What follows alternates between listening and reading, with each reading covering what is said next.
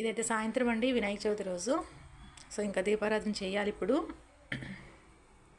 అయితే ఇంకా ఇంకా దీపారాధన అనేది ఉంది కాబట్టి కొంచెం అయితే ఆయిల్ వేస్తాను, ఇందులో నూనె వేస్తారండి కొంచెం.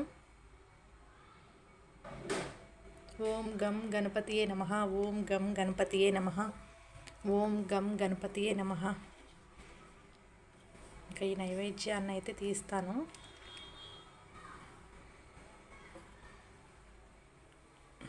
ఇక్కడైతే ఇంకా దీపారాధన అయితే చేస్తాను ఇక్కడ కూడా.